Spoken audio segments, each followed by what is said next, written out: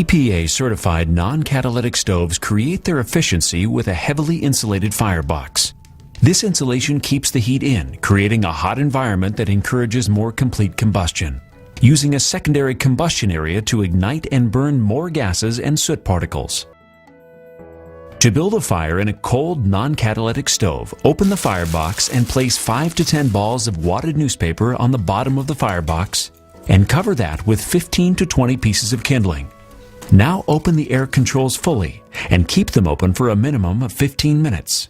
This allows the cold air to enter through the front of the stove and enables the fire to burn quickly. The air controls may be located in various places depending on the make of the stove. Light the paper and kindling, and once it is burning strongly, add 2 to 3 logs that are 3 to 4 inches wide on the top of the kindling, stacking them to allow air to flow in between.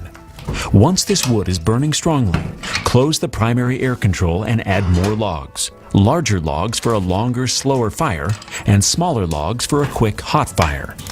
As you become more familiar with your stove, you'll learn how the air controls can help you control the temperature and burn time of your stove. Generally, you would want the fire to burn slower and longer for sustained heat. This causes yellow, gas-like flames above the logs, rather than flames rising directly from the wood.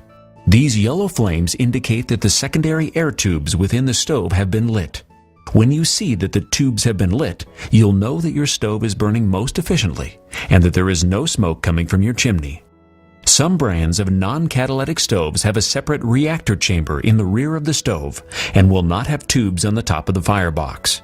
Check the owner's manual for clarification. Once you have built this initial hot fire, and as long as the coals are still hot, you won't have to repeat the kindling process to build a new fire. This is called a hot start. To reload the stove at this hot coal stage, open the air controls to liven up the coal bed and carefully rake the burning charcoal in a pile near the front of the firebox.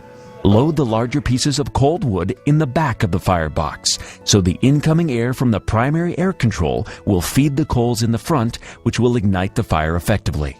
When the wood has caught well, adjust the air control to your temperature needs. A non-catalytic stove will also handle certain brands of non-wax pressed wood logs, but they are very dense fuel and you must follow their guidelines so you are loading the stove with the correct amount. Please read the owner's manual carefully for further information on temperature control and stove operation. And you will be able to make your stove a cost-effective, efficient home heat source.